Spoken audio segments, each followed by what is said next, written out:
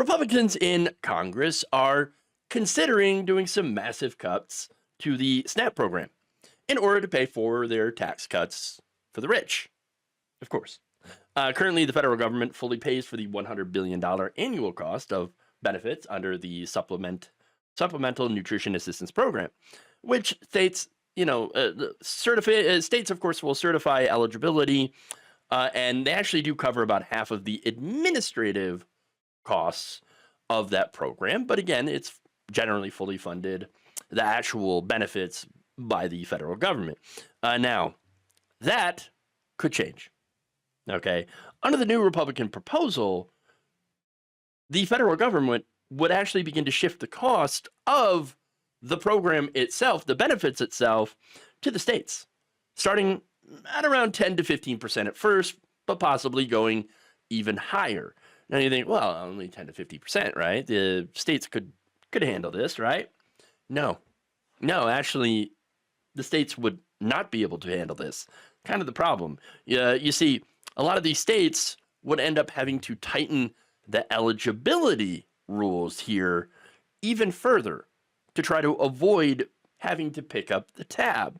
In fact, House Agriculture Committee Chair Glenn Thompson, who is a Republican from Pennsylvania, right? His panel oversees the SNAP program, spoke to HuffPost, and about the idea of shunting the cost to the states.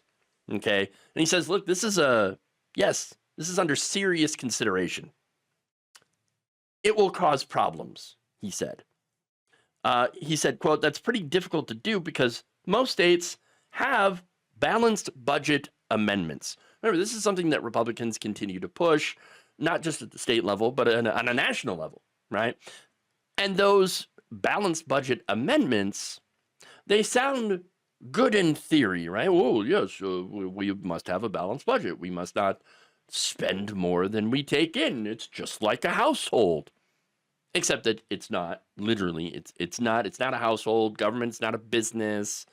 Government can operate with deficits, okay? Especially when it comes to, providing things like food assistance so that people can afford to eat. Yeah, yes, I'm in favor of having more national debt if it means that people can eat. I don't think that is a controversial statement there, or should be. That said, a lot of these Republicans are like, no, we want to make it that way so we can cut spending on things basically that help people, that help average people. That's the entire goal here, okay? And so if they manage to do this, to cut the food stamp program by shifting more of the burden onto the states, then yeah, you're going to have food stamp cuts. In fact, the Center for on Budget and Policy Priorities notes that because states wouldn't likely to be able to fully fill the hole in federal SNAP funding that this proposal would create, they would need to take away some or all of people's food assistance, leaving many low-income households unable to afford groceries. That's according to senior policy analyst Katie Bird. Now, this is at a time where many Americans are already having to do insane things like finance groceries. Yes, that's right. They're financing groceries. According to a recent survey by online lending marketplace LendingTree, shoppers use buy now, pay later financing options to pay for groceries. And that has risen to 25% from 14% this time last year. So more people are now financing groceries. And so you would think that at a time where people have to do that maybe cutting food stamps wouldn't be a good idea. But no, they're pushing forward with it. It is under serious consideration. So what? They can give more tax cuts for the rich? Exactly. Now, how would they cut it, though? How would they go about doing this? Because that's pretty important, right? The details. Well, they would do it by increasing work requirements. Now you might think, well, work requirements, that's a good thing, right? You want people to work. You don't want people to sit around and buy steaks on this and lobster on my dime. Well, that's actually not really happening. But here's the thing. So they want to tighten these work requirements. That means taking what is already there and making it even more restrictive. Okay. Right now, under the current SNAP rules, most adults aged 18 to 54 without kids can receive food stamps for only 3 months in a 3-year period. That is unless they can show compliance with a 20-hour a week work requirement, or they can prove that they're disabled. Okay. Now, 3 months, that is not a lot of money. Okay. That's not a lot at all. Now, that said, okay, do work requirements help people get back to work, though? I mean, isn't that the whole purpose, right? Oh, yes, you want to get people back to work so that they're not, being lazy and all that. And these work requirements just to help people get back to work. Does that help, though? No. No, according to the Center for Budget and Policy Priorities, most SNAP participants who can work already do so. Or, in the case that they're not, they're temporarily between jobs. Census data shows that 82% of households with working age adults who didn't live with minor children did not receive disability benefits and reported receiving SNAP at some point in 2023 had earnings during the year.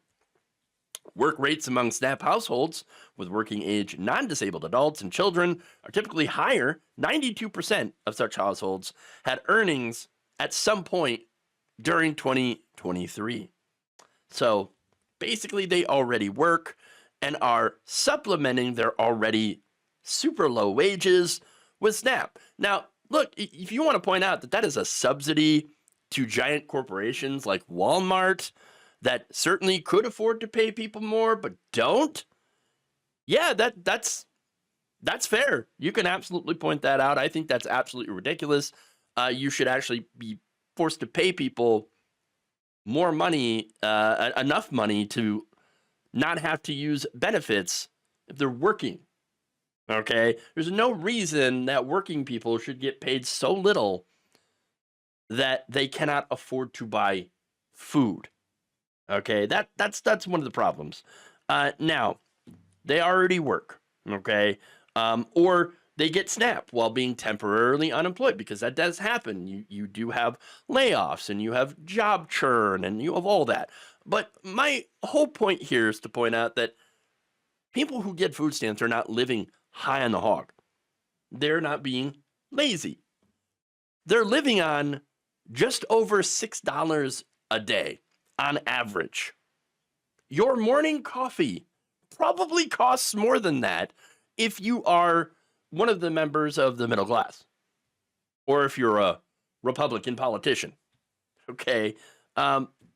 So, they live on that much a day. Now, that said, with these potential cuts, obviously they're making it more difficult for you to get SNAP by restricting eligibility. Now, right now, those who work, if they make too much, they get kicked off assistance. That doesn't mean that they don't need assistance. It just means that, hey, look, yes, I make a little bit too much, so now I completely lose it, and that's it. But I still can't afford to live. I still can't afford to buy that much food, okay? And if they make these changes, even, to the eligibility that they're talking about, that's going to make it even tighter. Even less people will be able to qualify for it. And this is also while the Trump administration is now asking states to police what SNAP recipients can buy even further. Remember, there's already limits on what you can buy. You can't buy hot food, okay? Can't buy beer, cigarettes, things like that, okay? Now, what they're looking to do is to stop people from using their benefits to buy things like chips or soda, right? So Now, not only will you be poor and also working at the same time, like the vast majority of these households, this administration is basically telling you that we're going to take what little joy you have left in your existence. Beans and rice for you only, they'll say, while the money they are going to try to save from this program will be directed towards giving rich people another tax cut so they can, I don't know, get a new yacht or something.